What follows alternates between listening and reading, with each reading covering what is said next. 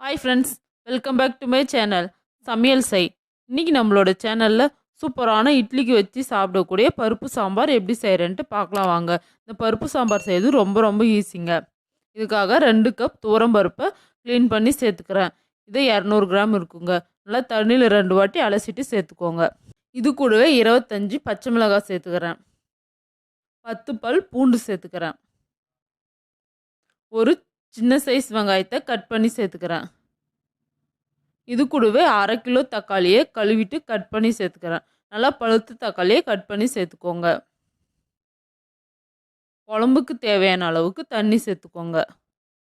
நான் பருப்பு முழுகிற அளவுக்கு தண்ணி சேர்த்துக்கிறேன். தண்ணி சேர்த்துட்டு மூடி வச்சுக்கலாம். குக்கரை மூடி 4 விசில் வச்சுக்கலாம். பருப்பு நல்லா சாஃப்டாக வேகிற வரைக்கும் வேக வச்சுக்கலாம்.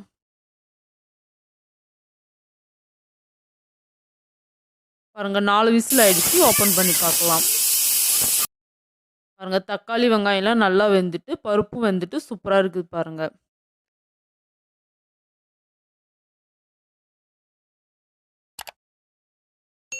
இந்த அளவுக்கு பருப்பு நல்லா சாஃப்டாக வெந்துக்கணும்.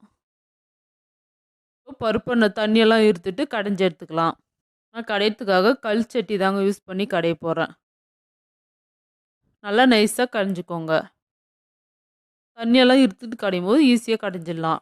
பாருங்கள், எல்லா பருப்பும் கொஞ்சம் கொஞ்சமாக சேர்த்துட்டு நல்லா நைஸாக கடைஞ்சிக்கலாம். கடைஞ்சி ஒரு பாத்திரத்தில் சேர்த்துக்கலாங்க.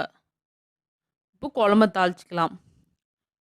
கடாய் வச்சுக்கிறேன். கடாய் சூடானதும் 3 டேபிள் ஸ்பூன் எண்ணெய் சேர்த்துக்கிறேன். எண்ணெய் நல்லா சூடானதும் கடுகு, சீரகம், உளுத்தம்பருப்பு, கடலைப்பருப்பு 1 டீஸ்பூன் சேர்த்துக்கிறேன்.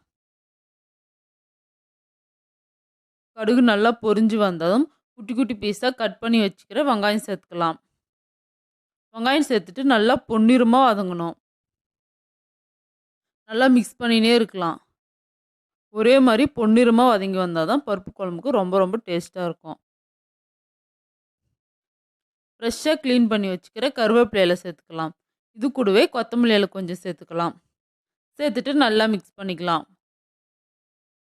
கருவேப்பிலை கொத்தமல்லிலாம் நல்லா வதங்கி வரணும்.